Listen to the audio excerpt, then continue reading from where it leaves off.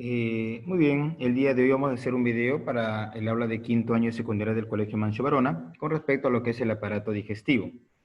El aparato digestivo básicamente es un conjunto de órganos encargados de la digestión. Recordar que la digestión es la transformación de los alimentos en sustancias simples, solubles o asimilables, pero además se encarga de la absorción de sustancias nutritivas. El principal órgano que realiza la absorción de sustancias nutritivas es el intestino delgado. El 90% lo realiza. El aparato digestivo está formado por el tubo digestivo, también llamado tracto gastrointestinal, que tiene una medida de 10 a 12 metros aproximadamente. Y obviamente las glándulas accesorias, ¿no? Como por ejemplo glándulas salivales, hígado, la vesícula biliar que almacena la bilis y el páncreas, que produce el jugo pancreático. En cuanto a los procesos digestivos, tenemos en primer lugar la ingestión, que es la introducción del alimento a la boca, para que en la boca se forme el bolo alimenticio. Luego será deglutido y a través de los movimientos del alimento, que son los movimientos peristálticos, pasará del esófago al estómago para que ya se realice la digestión tanto de lípidos como de proteínas en el estómago. Luego pasará al intestino delgado donde se va a llevar a cabo la absorción y finalmente se llevará a cabo la defecación, la eliminación de las heces fecales. Entonces los procesos digestivos serían ingestión, movimiento del alimento, digestión, absorción y defecación. Recordar que la defecación está regulado por el sistema nervioso parasimpático.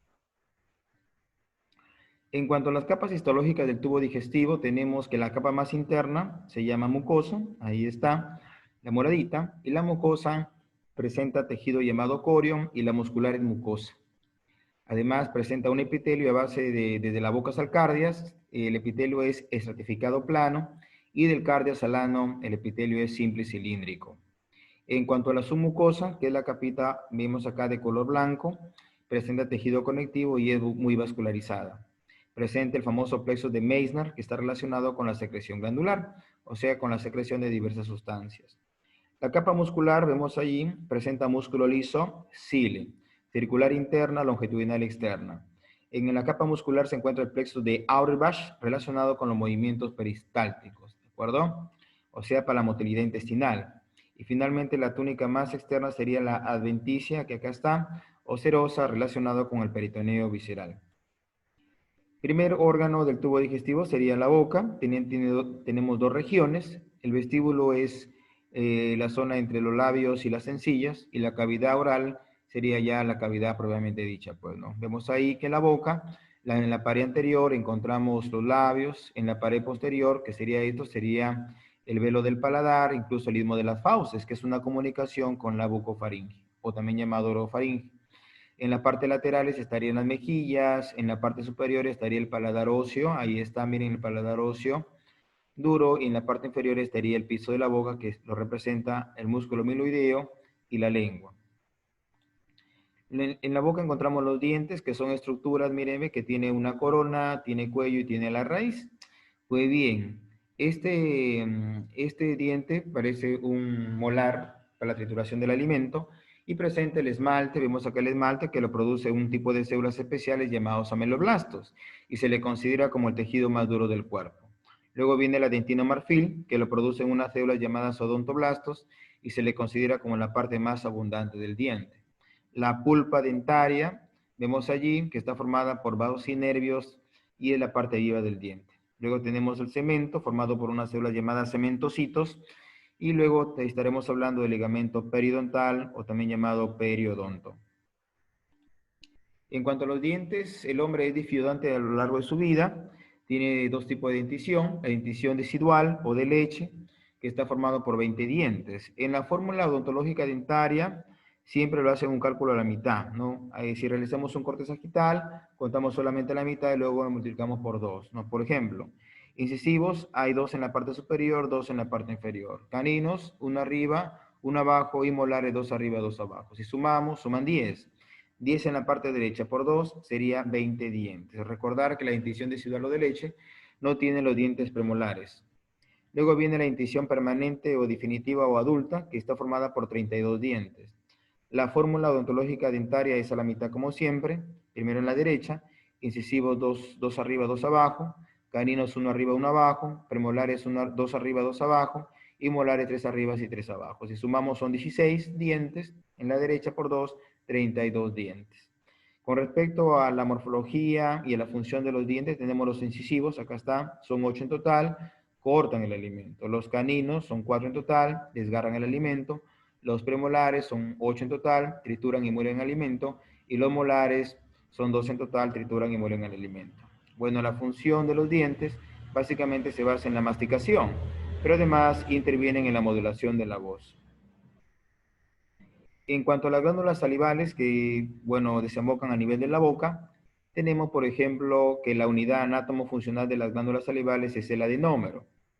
Bueno, tenemos glándulas salivales mayores que representan el 95%, bueno, producen el 95% de la saliva, y las glándulas salivales menores que producen el 5% de la saliva. Entre las glándulas salivales mayores tenemos las glándulas parótidas, vemos aquí, que producen una saliva netamente serosa, ¿no? O sea, en aspecto de suero.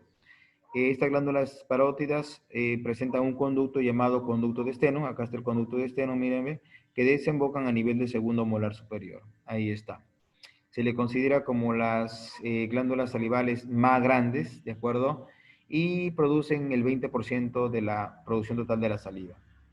Las glándulas submaxilares, lo vemos acá, también llamadas submandibulares, ahí está, presenta un conducto que se llama el conducto de Wharton, ¿ya? Y obviamente su calidad de saliva es seromucosa con predominio seroso, ¿ya?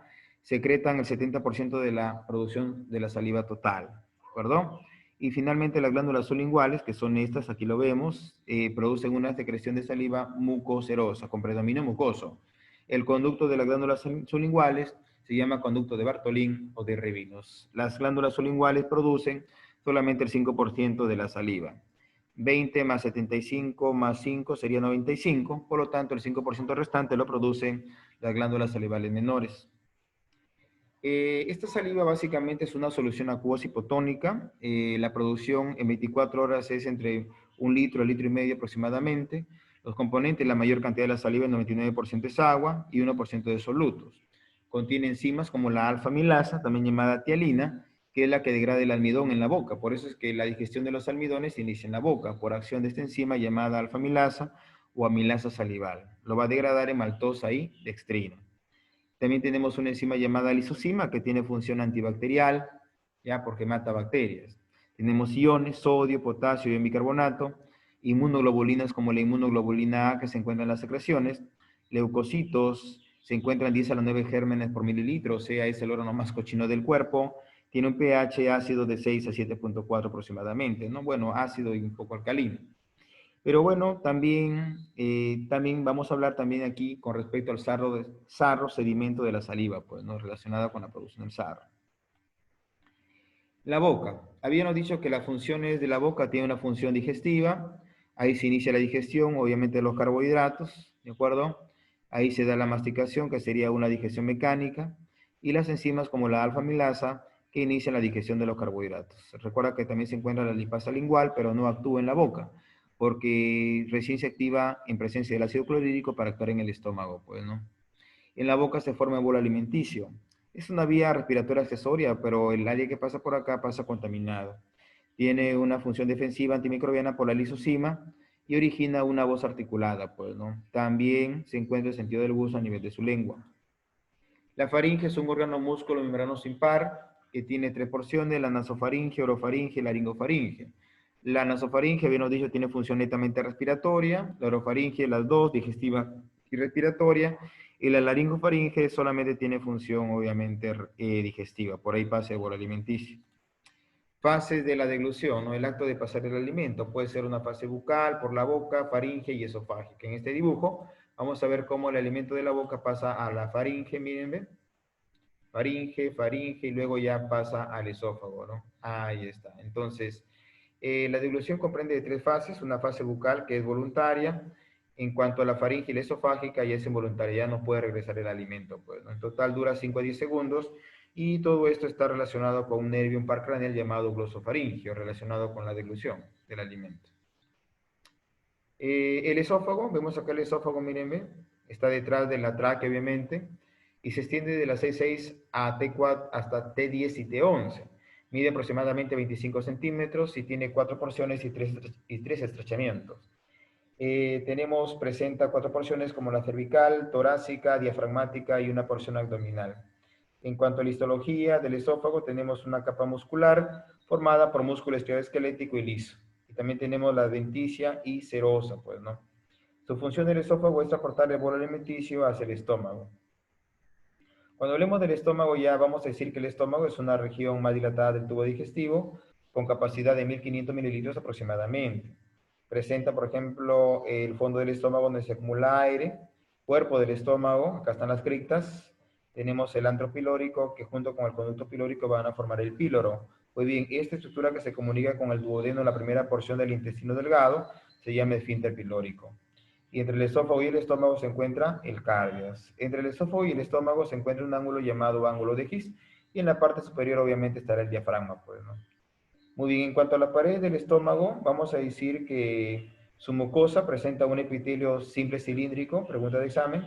Presenta células mucosas que producen mucus. Las células parietales u oxínticas producen el ácido clorhídrico y el factor intrínseco de cáncer. Además, las células principales ocimógenas del estómago producen pexinógeno, renina y lipasa.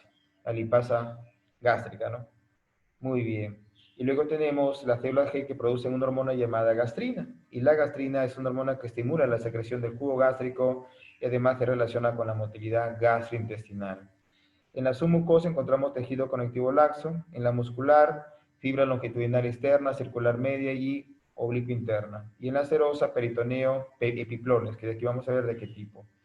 Recordar que el estómago tiene dos curvaturas, la curvatura menor y la curvatura mayor. En la curvatura menor se encuentra la incisura angular. Bueno. En el estómago básicamente se encuentra la renina, y la renina actúa sobre la caseína de la leche, ¿no? La renina también se llama cuajo o renina o fermento LAF o quimosina. La lipasa gástrica degrada los lípidos y el factor intrínseco de cáncer va a reabsorber la vitamina B12, por eso es que se une a la vitamina B12, absorbiéndola. Y así obviamente evitamos una anemia en la persona. Por eso es que una función del estómago también sería una función antianémica. Con respecto a la gastrina que se produce en la célula G, la gastrina estimula la secreción de jugo gástrico, ¿no? O sea, del ácido clorhídrico. Las células principales producen el pexinógeno que junto con el ácido clorhídrico se activa y va a dar lugar a la pexina. Y la pexina inicia la digestión de las proteínas. Recordar que en el estómago se inicia tanto la digestión de las proteínas y de los lípidos. En el estómago se produce jugo gástrico, que en 24 horas es aproximadamente 2.000 a 3.000 mililitros aproximadamente. Tiene un pH de jugo gástrico de 1.5. En cuanto a la secreción del ácido clorhídrico, tiene tres fases. Una fase neurógena vagal o cefálica, que se relaciona cuando tú piensas un alimento y automáticamente se libera jugo gástrico, de repente con algún recuerdo como el olfato. En la fase gástrica, cuando el alimento ya llega precisamente al estómago, y la fase intestinal, cuando el alimento llega al intestino. Muy bien. ¿Cuáles serían las funciones más importantes del estómago? Lo había mencionado: almacenamiento del alimento temporalmente, formación del quimo, o sea, aquí se lleva a cabo la quimificación. Muy bien.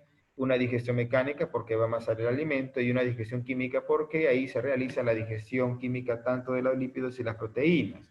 Otra función tiene también función de almacenamiento, una función protectora defensiva por acción del ácido clorhídrico, incluso la absorción de agua, ¿de acuerdo? Absorbe agua, iones y alcoholes, ¿no? Incluso algunos medicamentos. Muy bien, en cuanto a las patologías de la mucosa, bueno, del estómago, la mucosa gástrica sería una gastritis causada por esta bacteria llamada Helicobacter pylori. Una complicación de la gastritis conllevaría a una úlcera gástrica, pues, ¿no?